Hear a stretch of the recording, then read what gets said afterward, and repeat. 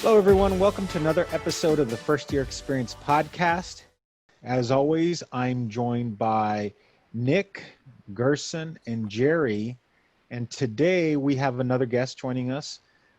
She's one of our new First Year Experience and Student Success gurus. I'll go ahead and allow her to introduce herself. Hi, my name is Jasmine Campos. I'm currently a senior here at UTRGV, majoring in exercise science. Very cool. Welcome to the show, Jasmine. It's good to be here. I'm excited. Good. So, Jasmine, would you mind explaining your role as a guru? What is your role? Yeah, so basically what we've done so far, we've been helping students with, especially through social media. That's the team I'm part of, the social media team. So essentially we're reaching out to students, giving them information in a way that is easily accessible. So in our case, Instagram, Snapchat, Twitter, Facebook, we even have a YouTube. We have a whole ton of social media outlets. That's cool. That's exciting. It's exciting stuff. What are your hopes for the new year? This is a very different year than I think we're used to experiencing. And you said you're a senior, so you've lived through a couple of years of college. What are your hopes for given this new environment? For the school year? Yeah. Yeah, it's definitely really different. So originally I was hoping to graduate in December, but I need one more class after the semester, so I'm not gonna end up graduating to the spring, which is, I've never really been in a huge rush.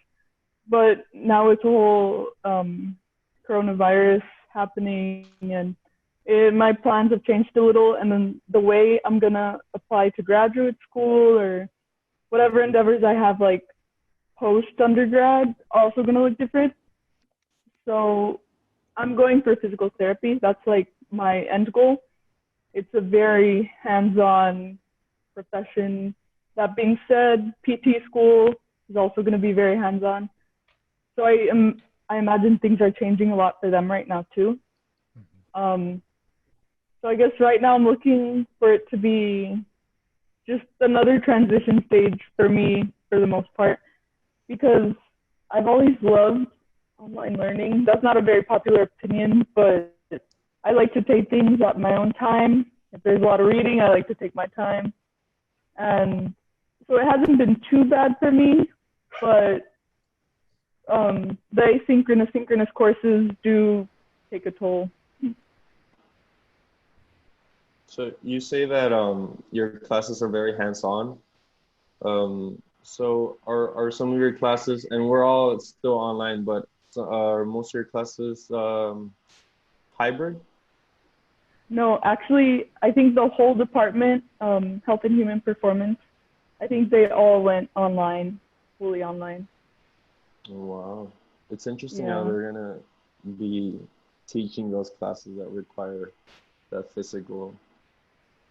Yeah, for sure.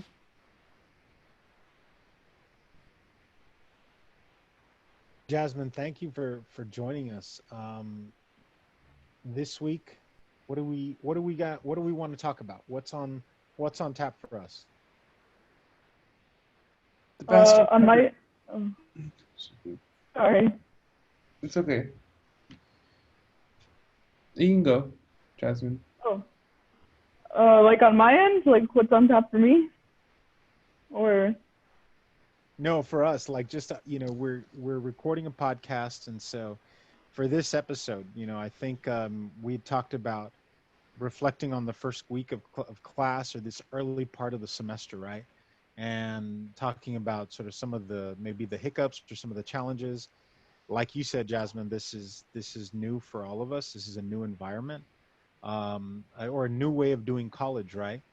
And so with that, I think we're all kind of going through maybe growing pains or just some new adjustments. So how is the semester started off for each of you? I'll go ahead and jump in. Okay. I'll go ahead and jump in. Yeah, I think it's been kind of difficult for everybody for this transition since everything's being like pushed online. You know, everyone has to kind of become accustomed to how your schedule's going to be. And I think everyone's used to kind of this, you know, certain way of doing things. You know, you go to class, you have to be there, you have to make the time. But now making the time to be online and actually studying after that course is, I don't know, maybe it's kind of the same. Maybe it's kind of will help people out to stay safe. I think the safety aspects are kind of a really big consideration of the university considering the time. Um, as far as me personally, I'm working everything from home. You know, I'm working with student success here at home, and then I'm working with my advisor from home. If he has a particular project that he wants me to work on, he's going to be mailing my, you know, devices that I'm going to be, you know, because I'm going to be working with IoT devices and computer security. And I just think, I don't know, I like it personally because I feel safer. And the only thing I do miss is being on campus and being on campus and being able to soak in the scenery. I really love being on campus and like going to get some food and then going to get a little coffee and then talking to a couple of people and then just like organizing my day through that. I think it's just more of the communicational aspect of, you know, I guess socializing is the biggest thing that people are missing right now. And so. Yeah, totally. No, I think we're all missing that feeling, right? That connection of being on campus. And one of my colleagues was at the office and said that it felt like winter break. Like nobody was around. Mm-hmm. There were a couple of people, you know, that they saw, but yeah, it's just really different. It feels. I described it to somebody. It just feels really surreal, right? We know, right? I've got full classes that I'm teaching, but at the same time, like nobody's in a class, like in a physical class. Mm. Yeah. What? Yeah, I was telling my friend that I feel like I'm still on my like fourth month of summer because it's just I've just been home this whole time. I've really just been locked down. I think everyone's starting to feel kind of like restricted. And I think that is probably the biggest frustration for most people. And eventually, I think we might have an episode on mental health. We were discussing on like having like these different topics of conversation, whether it's going to be about census or voting, you know, our own personal health and mental health. And it's just a lot of these topics where when we eventually get to touch on, I think it's something that's really going to help the students because I personally feel affected just because I would love to go just visit my brother or go visit my friends. And it's just that fear of actually making the decision to go hang out with my friends and sitting in their house and being like, am I making the right decision being here? And am I like being safe because, you know, we share food, you know, like they make dinner for me and like how scared do I feel of eating their own food that they've like prepared for me. And it's just like, how do they feel me being in the room? Like they don't know if I've been going out or if I've been going to restaurants and like socializing with other people. And it's just like that big fears. But as far as classes goes, I think the university is taking the right steps at this time. There are many other locations throughout the United States that are not taking the same kind of like precautions that UTRGV is doing. So I think that's a big highlight for us right now. Mm-hmm. I do have some classes that are supposed to be hybrid. And right now, I think we're thinking like, okay, like September 24th is gonna probably be our first like actual meeting. But I think when we get closer to the time, we'll actually see. Because I think we're just gonna keep pushing it a little more and a little more every time. Because I don't know, it seems kind of like it's not ending anytime soon. Yeah, and I think like the virus and coronavirus is going to be, this predicament's going to be around for quite some time. And I think it's like that anxiety that people are going to feel, whether like everyone's taking the right precautions, everyone's going to be wearing the mask, there's going to be hand sanitizer in the room, there's still going to be like that little bit of anxiety. But what kind of things are we doing to, you know, help ourselves alleviate that anxiety? Like what kind of pressures can, you know, we alleviate by communicating with others, voicing your opinions. If you see someone without their mask, are you going to say anything, or are you just going to step back and let it happen? And I think that's kind of this big movement happening right now, where people are becoming upset when you ask someone like, hey, excuse me, could you please put on your mask? And then they become upset because it's actually becoming a political topic, and it's becoming like this thing where there's an argument. It's not about politics. It's really about public health. So it's like, where is that line being drawn? So I think that's. Jerry, how's the semester started for you, and how have you been? Because I know in the past you've said you always enjoyed taking online courses, and it was never really a big transition for you. How's the semester beginning for you? It was like in the past, it was always a balance of in-person to in online classes. This is the first time I've had a full 21-hour week, being a 21-hour student online, and it's horrifying. I don't like it at all. I feel like I have no balance. I feel like I'm just glued to my desk all day, and these professors, it's apparent that they don't know that they're trying their hardest, but this is definitely their first time teaching online classes, and they are very old. Just saying, they're very old, and it's so sad because like there is some problems happening. Like discussion board postings like aren't live, they're not public, and like they're like, sorry guys, we have to move this deadline because it's like IT is being overrun by everyone else in the comm department, and it's really scary. This is like, I think this week has just been a waking call to be like, okay, this is how it's gonna be. It's gonna be a rocky start because we've never done this before. But other than that, I think it's gonna get better for sure. Like I think it's just because I think even Zoom was having problems earlier in the week because it was just like so much people. All of the universities technically around the nation are all using like Zoom. So I think it's gonna get better, but it is bad. It's just really, it's a lot to deal with. It's tough. Like I was considering doubling my antidepressant medication because I was like, this is too much. Like I can't do this. No, just joking. But yeah, it was crazy. Like it's been like a huge headache. And then yeah, I don't know, Gersten, you talked about the problem with Respondus lockdown browser, and I'm just like, no, like that's another layer of complications over all of this. Like, no, like I'm not installing that. Like I will drop your course. It's perfectly fine. Like I'm not doing it. Yeah. It's been a headache. I heard a professor talk about it. I think a student asked, like, because we were gonna take a quiz, and then a student asked, "Oh, are we gonna need a lockdown browser for this quiz?" And the professor was like, "No, don't even bother with that. So we're barely can take a quiz right now all together in a class online." So that's another layer of complication. One of my professors was like, just to make things easier, I'm gonna make a WhatsApp, because like that's just gonna keep us all on track, and like we won't have to worry about Blackboard. And I was like, I don't think that's allowed, but okay.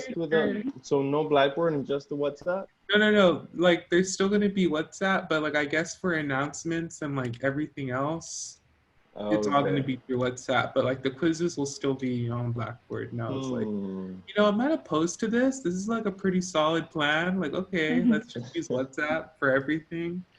But yeah, it's clear that like the effects of this pandemic are definitely like it really set everything. It made it so real this week. Like I don't know about you all, but every time fall semester starts, I'm always on campus and I'm always like running around everywhere. And for the first week of the fall semester, be locked in my apartment on my computer 24/7 is crazy to me.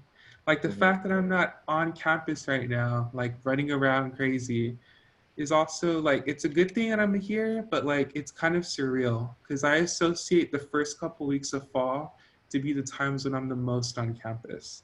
Because I'm going to all the different events, and I'm like, if I'm not going to the events, I'm like studying in the library, and if I'm not, like I'm making group chats in person, and the fact that I'm like doing it all remotely now is crazy. And I feel like some of the like pros of being on campus, you get to like physically separate your classes. So it's like, oh, okay, I'm here, so I'm doing this, or I'm like in the science building, so I'm working on physics or whatever. But now everything's online, and I feel like it's hard to like compartmentalize everything because we're trapped in one space. Mm-hmm. It's really weird. Yeah. In your physical classes, you can go like, okay, I'm done with this one, moving on. Your brain kind of knows, okay, it's my next class. And then I was trying to do homework like a couple of days, well, this week, right? And it was so tough to concentrate because it was like I have my laptop and I'm trying to do like my anthropology homework or whatever. And then on my phone, I'm getting messages from my other group chats. And then I'm at home, so I want to like watch TV or listen to music at the same time. And it's like I overwhelm myself. You gotta pick a thing and then stick to it. Yeah, this hasn't made it easy to, again, like you all said, compartmentalize, because there are no definite edges anymore. It's just everything is, I, all of my classes, I'm teaching all of my classes online. It feels like Jerry said, like I'm glued to my chair and to my computer screen all day. If it's not class, it's a meeting, and it just feels like, okay, which Zoom am I jumping on now? Mm-hmm. Right. And so I will say this, from the faculty perspective. So as difficult as it is might be for you all, it's also difficult for us. And I know for a lot, like we all went through tons of professional development in the summer to try to get us up to speed. And so for some of us, it was just getting up to that capacity where we felt better at like Blackboard. But I think this has really forced us to kind of go above our even our own what we would say our skill level, right? Yeah, it's been challenging. It's been a learning experience, but yeah, that there are no more lines. There's no there's no more like clear. I told my students, don't email me after 5. So if you do, I said, I probably won't respond until the next day. Because I had students emailing like at 11 o'clock at night, and then the next morning emailing somebody else and CCing me and saying, well, I emailed Dr. Saldivar and he didn't respond. And I'm like, you just emailed last night, like let me sleep. I want to sleep, and I'll get back to you. Don't worry about it. But yeah, there are no more lines. Like it's just everything's blurred. It's crazy. Mm-hmm. Yeah. Wow. So, I don't ever want like our sessions to be like it's just venting, although I think it's good.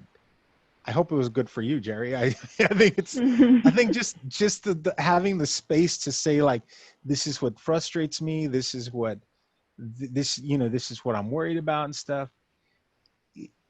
What kinds of tips can we give our classmates, our peers? What kinds of tips can we give them? And I know we're struggling with it, but if we wanted to give somebody some advice moving forward for the rest of the semester, what would you all tell them? I'll go for it. Okay. There's kind of plenty to do. I mean, I think one of our, other gurus, they had a presentation during Roundup, on, study tips and organizing yourself with a schedule. And really, my go-to is using my phone's calendar. I sync my email with my professional email and my school email, and I put everything on my calendar, and I put deadlines on my calendar. And I think someone else even mentioned, put the deadline a little sooner, maybe a day sooner than when it's actually due, so you can get it done, so you still allocate time for it. So make deadlines for yourself, because if you don't do that, you're going to fall behind and then everything's going to pile up. Like, I can't even imagine 21 hours, Jerry. That's crazy. Jerry. That's crazy. Like, I would probably just, I wouldn't be able to handle that. You don't want it. I mean, and I mean, I think you've mentioned you probably done that before, and I guess like now that we're in this different kind of way, like we're doing everything online. I just would say like it's only like it's that quote, it's only darkest before the dawn. And I think a lot of these things are going to improve, and eventually policy changes are going to happen. You know, policy changes are going to improve everything, especially with the technology aspect. Or maybe they'll even hire more technology people at the university, because they probably do need it. Mm-hmm. They really do. And maybe they can allocate more money towards technology, and then maybe it can help in that way. And it's going to take some time for the university to kind of catch up. So schedule yourself, use your calendar. Use your phone calendar with a ringer, a very annoying loud ringer. Yeah.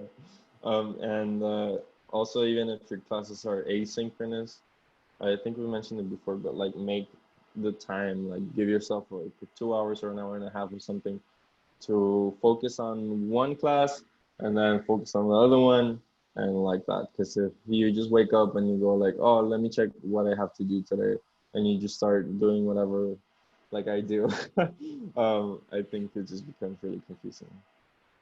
That's what I was doing at the beginning of this week. So like Monday came and I was like, okay, I looked at all my classes on Blackboard. And I was like, why am I doing this? This isn't how we would do a regular semester. Just break it all up. And I ended up doing that, like a 2-hour block for one class and then for another class. And it helped a ton. Jerry, what kind of advice do you have for us and for our listeners? I need a Google Doc with wait, what? Don't take 21 hours.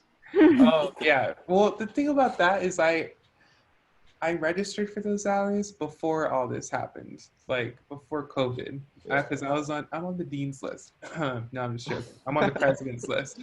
Just joking. Anyways, I registered for those classes a long time ago, so I didn't think I was like, this will clear. The virus is fake news. And then so then I was like, oh, this is like real. And then the week before classes started, I realized all my classes were still in person. So I dropped almost all of them and then did the same classes but online.